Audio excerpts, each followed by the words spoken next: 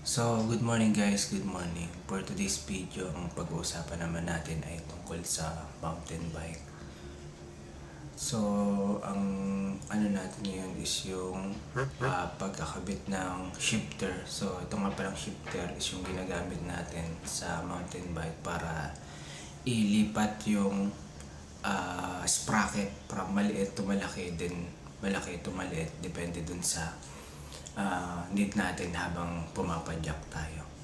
So, ang pinaka-topic natin today is yung pagmamount nitong shifter. So, makikita natin, meron siyang clamp dito.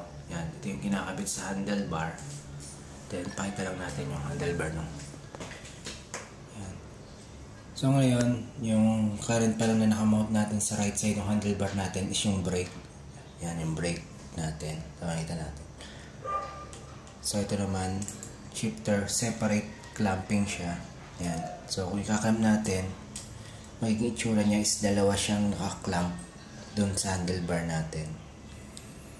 So, ang gagawin natin ngayon is, meron kasing tinatawag si Shimano nga pala yung brand nito. So, may tinatawag si Shimano na before iSpec technology, na ang ibig sabihin or yung latest nila ngayon, yung tinatawag na iSpec EB, yung clamp ng brake set saka shifter is iisa lang. So, mas maganda siyang tingnan instead na separate na nakaklamp siya sa handlebar natin, magiging common lang siya. Isang clamp lang, magkasama na yung shifter saka yung brake natin, brake clamp. So, may nabibili naman talagang na Shimano na brand. Pero dito sa Pilipinas, wala akong makita eh. So, nag-check lang ako sa Lazada. So, may nakita ako na iSpec EB adapter. Pero hindi siya Shimano eh. Ang brand niya is Say-Race. So, sa mga gusto dyan na mas gustong mas malinis tingnan yung pinaka-handlebar nila, pwede kayong gumamit nito. Yan. Para maging common na lang yung clamp ng shifter sa brake. So, makikita nyo sa handlebar is isa lang. So, ngayon, muna natin. Pakita natin na ikakabit natin itong adapter. Tatanggalin natin yung clamp. Then later, kakabit natin kasama ng brake set natin sa handlebar. So, ang tools lang na kailangan is Allen wrench. Meron kasi siya ditong dalawang Allen bolt, isa dito, saka isa dito sa may ilalim para matanggal natin yung clamp assembly niya.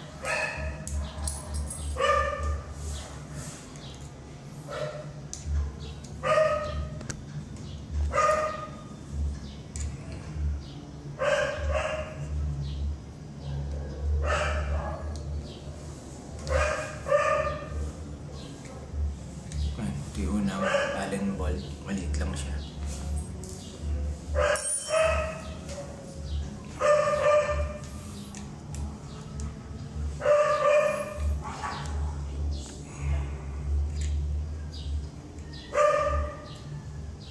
Yan, ito. Natanggalin natin yung pinaka-clamp niya.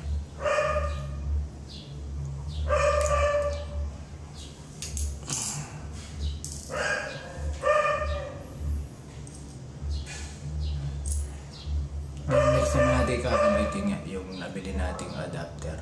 Yan, na walang problema sa compatibility doon sa existing na Allen bolt.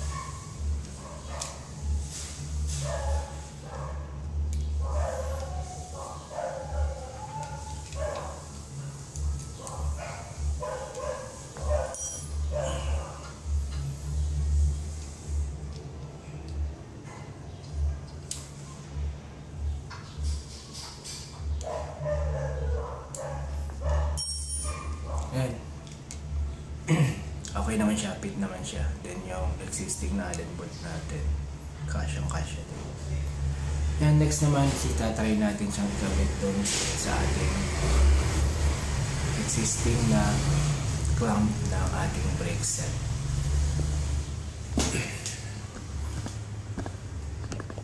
Ayan siya, makita niyo may isang clamp lang siya.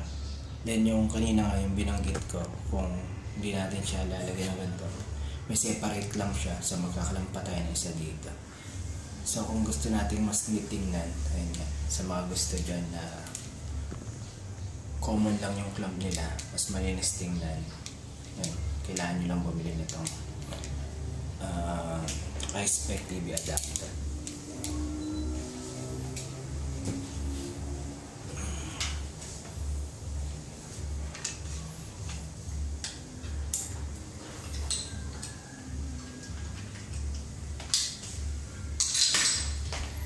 So, baklasin muna natin yung ating brake set. Pagkaklamp niya.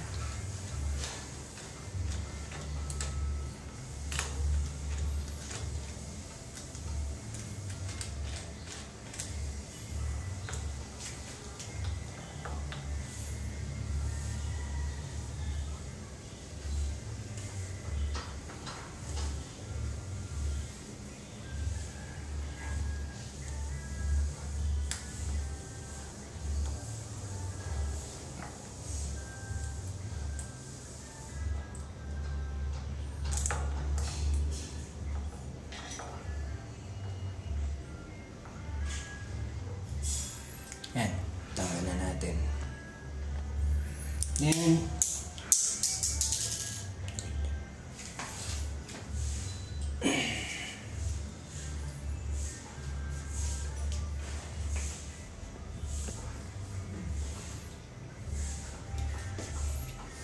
next naman natin itatry is kung ganyan, magpipit yung adapter natin dun sa brake set clamp natin.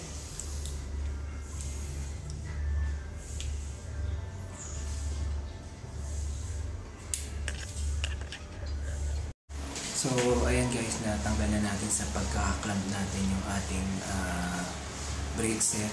Ang gagawin naman natin yun is ikakabit natin yung shifter natin na na-install na natin yung adapter. Mamount naman natin siya dun sa brake set clamp. So dito siya sa may ilalim na portion, may kanyang slot dito. So ginamit natin yung pinaka ano niya dito. Parang style nut siya. Dito siya nakamount dun sa may clamp. Then yan, mamount na natin yung adapter. Then ikakabit natin yung kasama niya na yan. Actually, Torx ano to eh. Torx yung pamit, yung tinatawag natin, kung ulit na tawag natin star, yun naman yung gagawin. Instead na Allen wrench, kaya yung kasama yung tornilyo eh. So, kailangan naman natin ang Torx. Yan, yung star na tinatawag natin.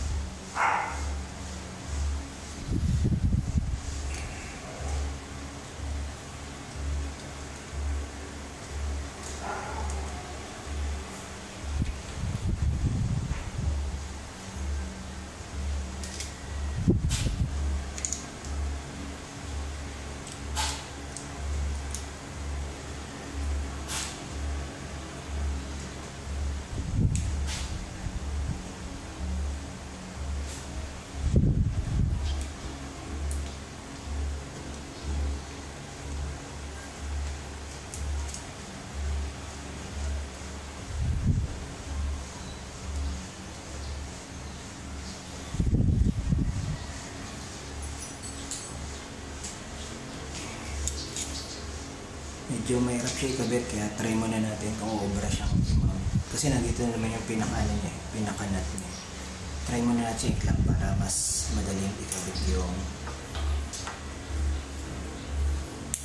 shifter.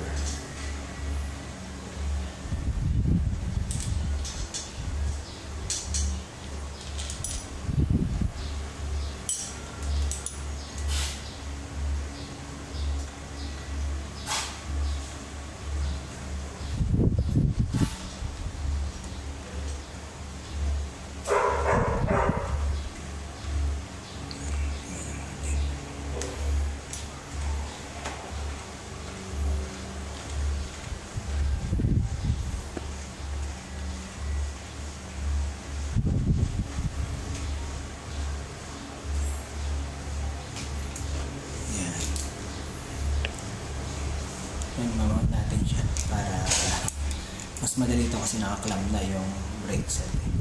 Check natin. Madali siya.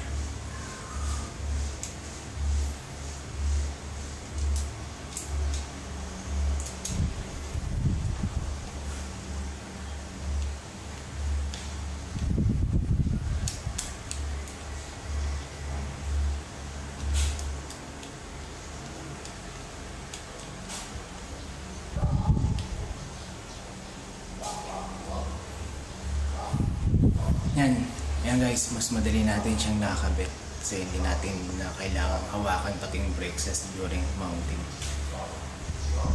Tapos adjustable din to.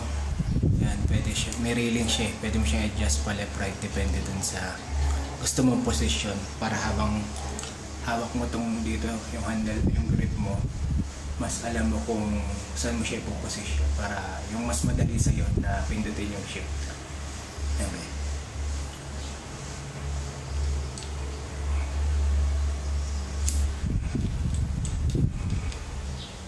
Yan, then pag nakuha mo na yung gusto mong position, ipita mo na lang yung Torx na nut, bolt pala.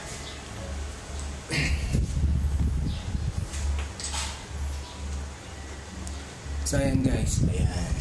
Na-mount na natin siya, magkasama na yung shifter saka brake set, magkasama na siya sa isang clamp. And guys, ayan, share ko lang nga sa mga gustong mas malinis tingnan yung handlebar ng mountain bike nyo gamit yung Shimano na brake set and shifter. Pwede kayong gumamit ng ganyan. So, yun lang guys. Salamat ulit sa panonood sa video natin. Hanggang sa mga susunod pa nating video, sana panoorin ito. Thank you.